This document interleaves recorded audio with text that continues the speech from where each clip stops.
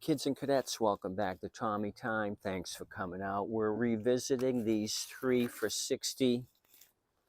Scrapper dropped them off recently, said they all ran. We went through an initial video, found out that his idea of running and starting are different than what I think. So we got this one to run terribly. This is a 2014 Murray. We're going to discuss this one and what I did to it.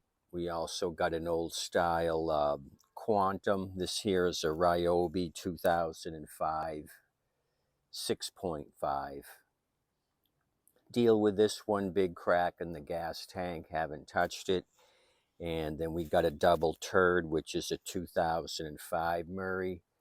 I accidentally dropped both of my turds in the dirt, so I've got dirty turds on the Murray. Sorry about that. I'm going to have to clean them off. This thing barely fired off. It would not stay running.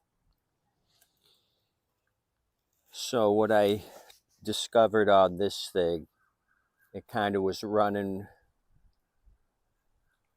okay, but a lot of rattling noise. So I ended up looking at the blade. Blade was bent, and the crankshaft was bent as well. I took the blade off, hoping a new one would rectify my issue with it, and still vibration. So I took a 3-pound sledge to the crankshaft. We'll discuss that. But first off, this Murray takes the single hole 22-inch, and I'll give you the original part number 532141114. This will fit a large array of small walk behind mowers. I had got these at low. They were getting rid of these a while back. I'm kind of running out of them. I've been using a lot of them. The single hole here, the 2 holes out here are just guide holes.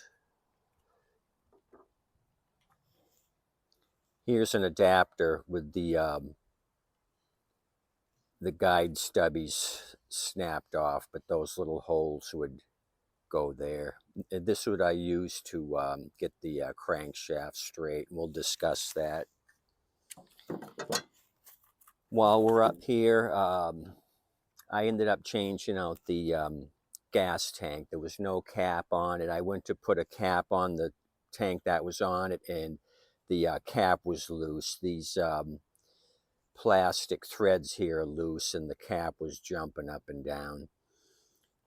Mr. Rat here is pointing out the original rat damage there and there. Forgot to point that out in the initial video. So ratty rat on this one, but no eat through on this.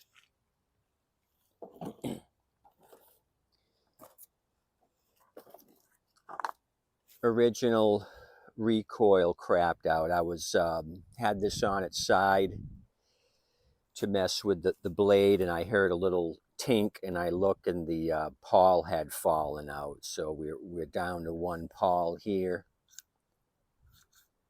and they're kind of worn out.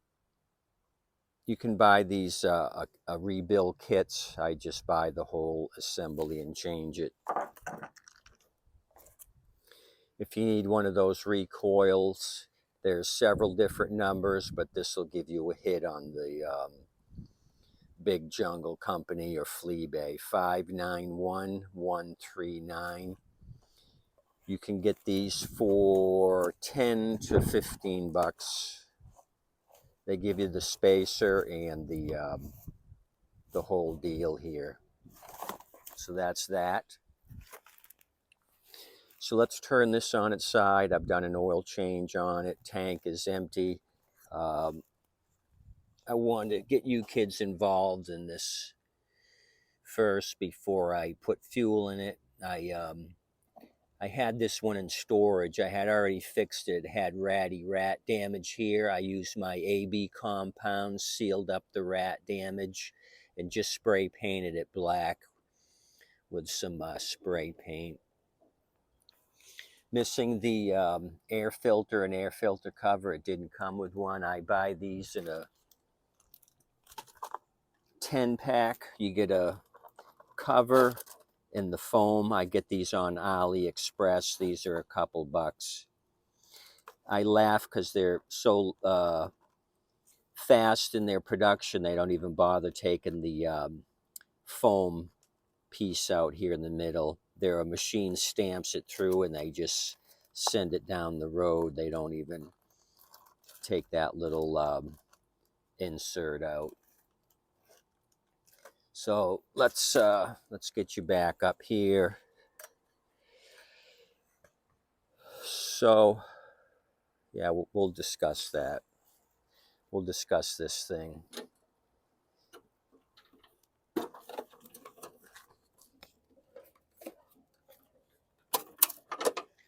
So I kind of been jumping around with my head cut off today. Sold the mower to a nice lady and her son. They came out, grabbed the standard pusher. I've got somebody coming out for a self-propelled. Been answering calls. I just been jumping from one thing to another. Guy wants a self-propelled, so I kind of dragged out my self-propels. I haven't really been messing with those. I've got a few on hand. I spent most of my time with the pushers. So let me get set up here and then I'll bring you down and show you what I do.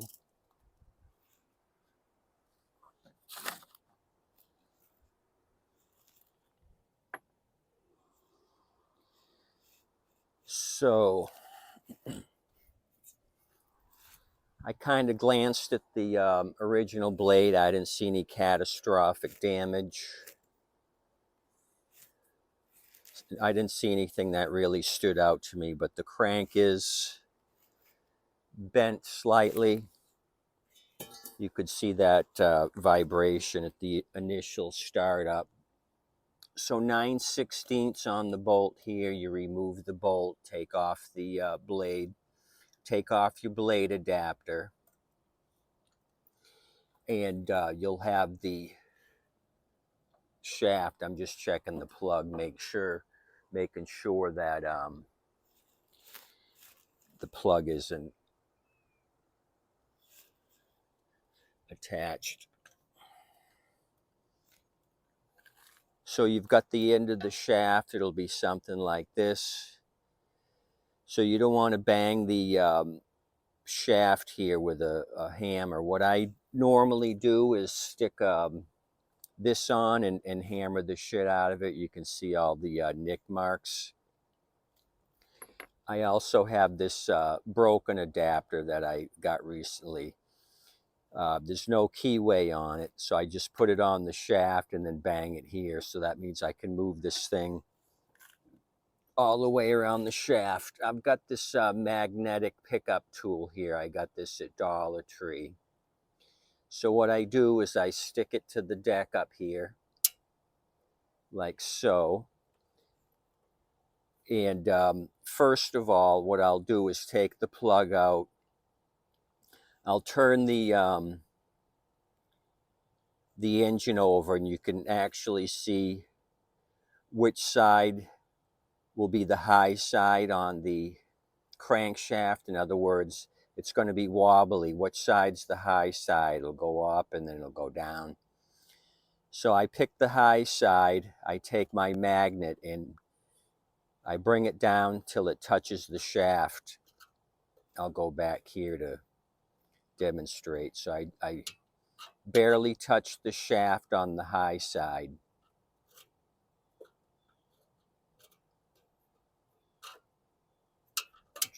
Hard doing this one-handed. Okay, so I'm touching on the high side. I've looked at it. I realize that right here it's at the top position.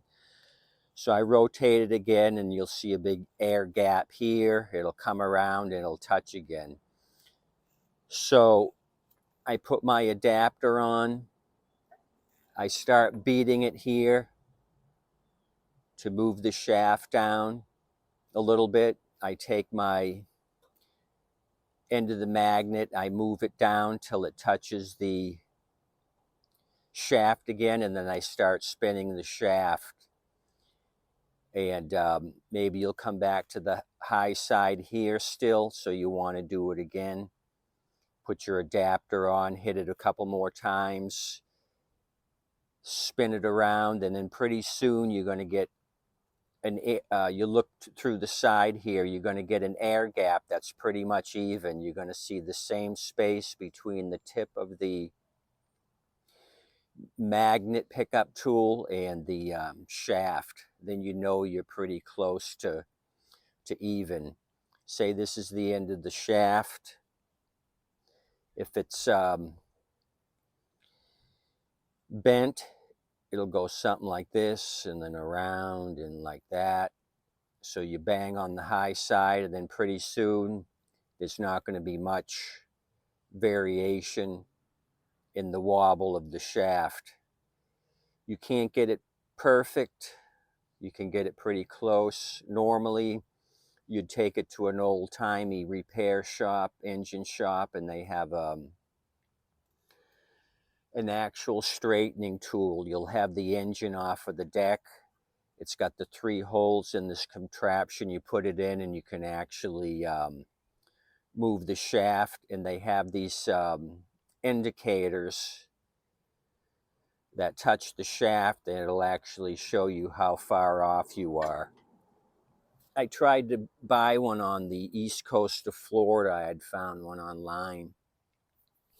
It was cheap, and I begged the guy to ship it to me. I wanted to pay for the item and complete shipping and money for his trouble, and he didn't want to do it, and I wasn't about to drive 2 to 3 hours one way for the stupid thing. So I messed with this. I started it, and then I went through the carburetor, changed out the tank. There was a little bit of moisture in the carburetor, so I kind of went through this thing like I would from scratch on my own stuff that I don't know anything about. So that's how I do it. Sometimes you can just eyeball it, see where the high side is, and keep banging it, and then pretty soon you don't see any wobble in the shaft. But I like to use this as my guide. Stick it right in the middle of the shaft this way on the high side where it's bent, and then just keep tapping it down. Move the end of the magnet closer as you're banging this down, and then pretty soon you're going to have, this is going to be pretty much touching the shaft every time you spin it in a 360. There won't be any up and down wobble. I hope I explained that somewhat professionally for a shade tree mechanic. That's what shade tree mechanicism is. It's a sledgehammer and a $1.25 magnet pickup tool. That's shade tree science. So all the oil, the scrapper put on this thing, picked up all that dust. And I did this here myself. I dropped some oil on my own accord. So let's put an air filter on this, prime it, fuel it first, then we prime it, and then try starting it.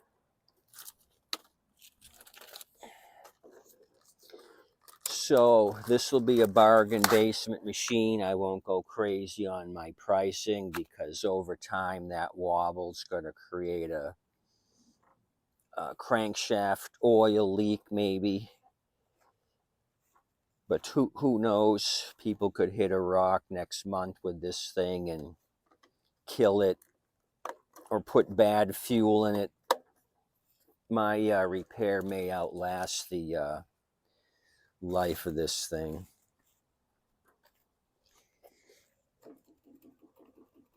So I'm thinking $100 for this. It'd be a good deal for somebody that just needs a hack and slash mower for 100.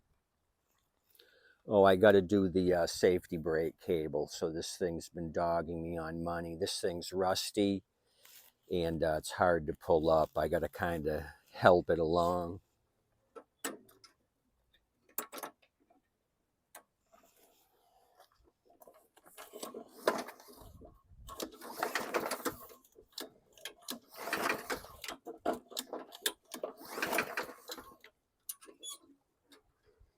You forgot to tell me about the fuel. I'm losing it here at Tommy Time. I got too many things going.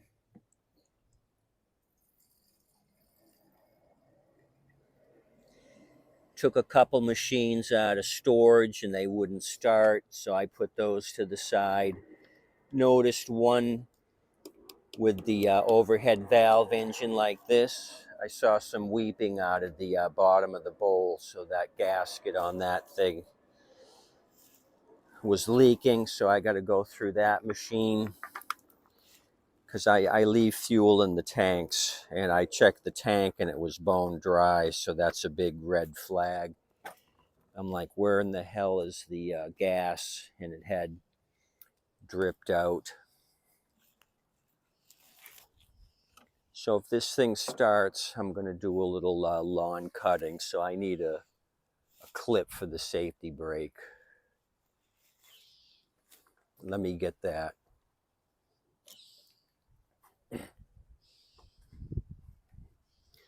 I'm going to demonstrate this piece of crap.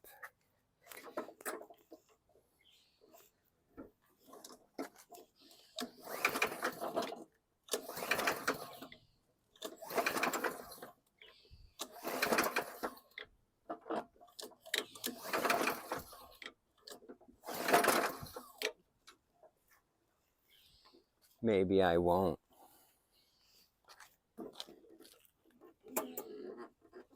I think it was the safety brake. I just moved it about 5 millimeters.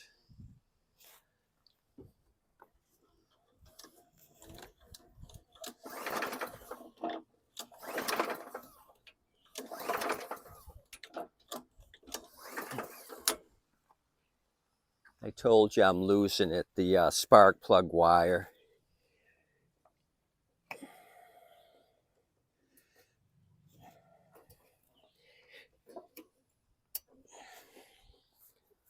You guys are probably wondering what in the hell's going on at Tommy Time. No gas, plug wire was off.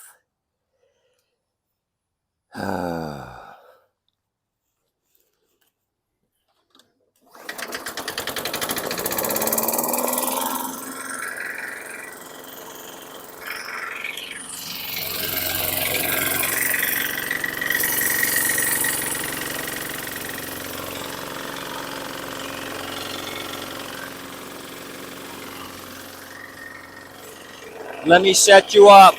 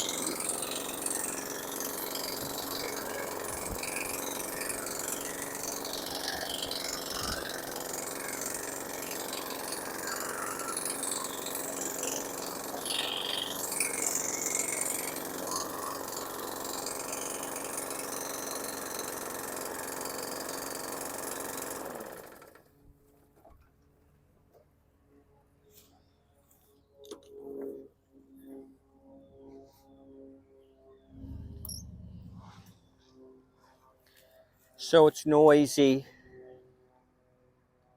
and a little bit of vibration, but I think I did a good job. I took most of the vibration out of it. So I think it was a tired machine to begin with. Oil looked extremely used. So like I said, this is going to be a cheapy cheap on the Murray. I'll get to the double turd eventually. And I'm looking forward to the Ryobi. Cool looking color scheme on that unit. I like working on these quantums. So there's the Ryobi model number, the 961160002 2005. We were working on the 2014 Murray, and the double turd is an '05 Murray. The Murray number, and this is the Briggs and Stratton number. It's third month, 14th day of 2005 on the double turd. Thanks for coming out. I just added a $100 machine to my inventory. So kind of don't have too much confidence in this thing. That's why I'm not going to ask a whole lot for it. It'll get somebody through a couple of seasons. So I think $100 is a fair price. I had somebody come out last week and said they were quoted $85 for lawn service a month, $85.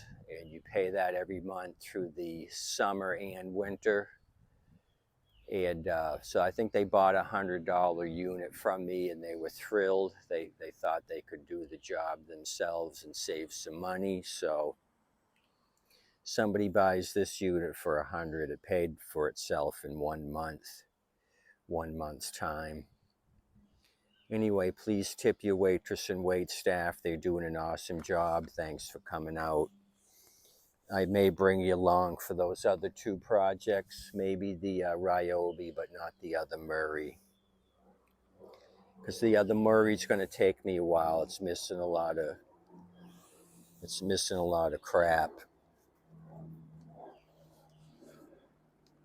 The double turd is missing crap.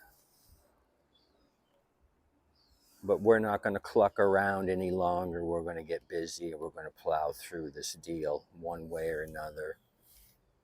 Have a good day today.